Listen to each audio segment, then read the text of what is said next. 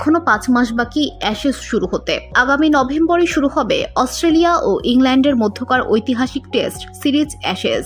আর সেই সিরিজের টিকিট বিক্রিতে নতুন রেকর্ড হয়েছে। প্রাক বিক্রয়ের প্রথম দিনেই 2,20,000-এরও বেশি টিকিট বিক্রি হয়েছে, যা 2017-18 গ্রীষ্মকালীন প্রাক বিক্রয়ের সময়ের 1,11,741 টিকিটের আগের রেকর্ডের প্রায় দ্বিগুণ। অ্যাশেজ নিয়ে দর্শকদের উন্মাদনা, উল্লাস, আগ্রহ নতুন কিছু নয়। পরবর্তী আসরের টিকিট বিক্রিতেই বোঝা যাচ্ছে 5 ম্যাচের এই সিরিজে প্রতিটি টেস্টে প্রতিটি দিনে গ্যালারি থাকবে হাউসফুল।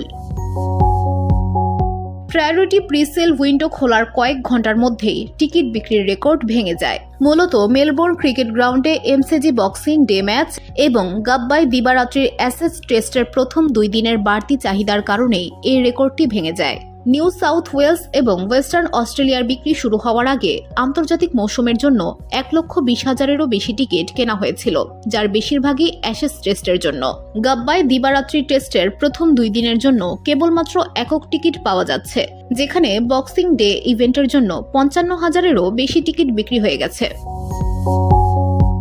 ক্রিকেট অস্ট্রেলিয়ার প্রধান নির্বাহী টড গ্রিনবার্গ বলেছেন, টিকিটের রেকর্ড চাহিদা দেখে বোঝা যাচ্ছে আসন্ন দুর্দান্ত আন্তর্জাতিক মৌসুম নিয়ে ভক্তরা কতটা উৎসাহী। নিউ সাউথ ওয়েলস ও ওয়েস্টার্ন অস্ট্রেলিয়াতে টিকিট বিক্রি শুরু হওয়ার আগেই আমাদের আগের টিকিট বিক্রির রেকর্ড ছাড়িয়ে যাওয়া একটি অসাধারণ অর্জন এবং অস্ট্রেলিয়ার জাতীয় খেলা হিসেবে আমাদের অবস্থানকে পুনরায় নিশ্চিত করে।